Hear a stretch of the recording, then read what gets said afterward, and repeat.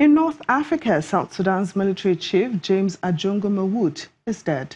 General Mawood was reportedly being treated for a kidney ailment in Egypt. He was appointed head of the Sudan People's Liberation Army in May last year. He replaced General Paul Malong, who recently rebelled against President Salva Kiir. African forces are taking part in a U.S.-led counter-terrorism training program in Burkina Faso, part of Exercise Flintlock, an annual exercise for West African nations. This year, the program opened in Burkina Faso's capital, Ouagadougou, and will train around 1,500 mostly African special operation forces. West Africa's arid Sahel region suffers a spike in violence by militant groups, some with links to Al-Qaeda and Islamic State. That is why African forces are taking part in the annual U.S.-led counter-terrorism training program in Burkina Faso. Western partners, including France and Spain, are among more than 20 countries participating. We are here for the purpose of Flintlock 2018 training, to share the different techniques and procedures with the special forces from Burkina Faso. We have done a few simulation exercises with terror attacks scenarios. 9 years after the Flintlock exercises began, the enemy has evolved from a group of Algerian-dominated fighters focused on northern Mali and now threatens nations across the Sahara and the arid Sahel belt to the south. Flintlock is an exercise, but an exercise with a clear purpose: to fight against terror. So I thank the commander of the Special Forces of AFRICOM, who is with us. I take this opportunity to acknowledge the support that we have received from our American and Western partners. Just last month, attackers in Burkina Faso's capital killed 8 people and wounded dozens more in a coordinated assault on the army headquarters and French embassy, the third major assault on Ouagadougou in just over 2 years.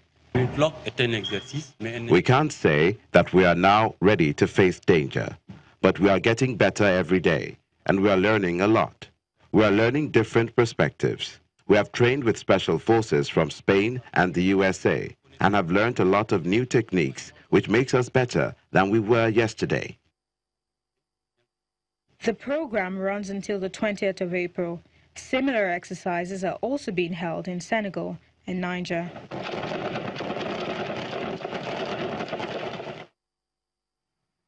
In Libya, rockets have hit the country's main airport, damaging a plane that was waiting to take off. A spokesman for the Special Deterrence Force says one rocket hit an Airbus 320 of the state-run Libyan Airlines, and others struck the arrival hall at the Tripoli's Mitiga airport at around 2 a.m. Thankfully, no one was injured. Tripoli has been controlled by a patchwork of armed groups since a 2011 uprising that toppled longtime leader Muammar Gaddafi and splintered the country. Armed groups fighting for territory and power have regularly attacked the city's transport hubs, undermining the government's efforts to persuade diplomatic missions to return to the capital. Meanwhile, centuries-old cave homes built to provide shelter in the treacherous mountainous terrain of Guyane in Libya still stands today and can often be rented by visitors and tourists. One of the last surviving of these homes is the Amir Belhaj Cave.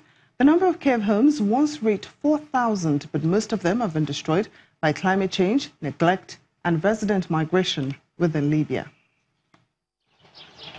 Deep in the mountainous terrain of Libya's Guyane city, the last of historical cave homes are struggling to attract local and international visitors. The ancient houses were dug in the sides of mountains some 400 years ago in the 17th century. One of the last surviving of these homes is the Amir Belhaj Cave. This home belongs to Amir Belhaj. He dug it in the year 1666. The cave is 352 years old.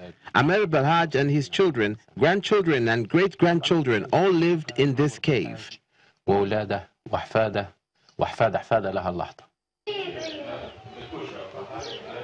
These cave homes were designed to help maintain a temperature of 21 to 23 degrees Celsius throughout the year, keeping residents cool during soaring 50-degree summer heat and shielding them from the winter cold when temperatures drop to below zero.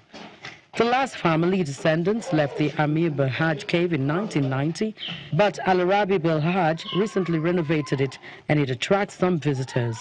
Belhaj says he opens the cave for people who want to experience an ancient Libyan night away from the city, but slowing numbers have caused him to shut the attraction down for days on end.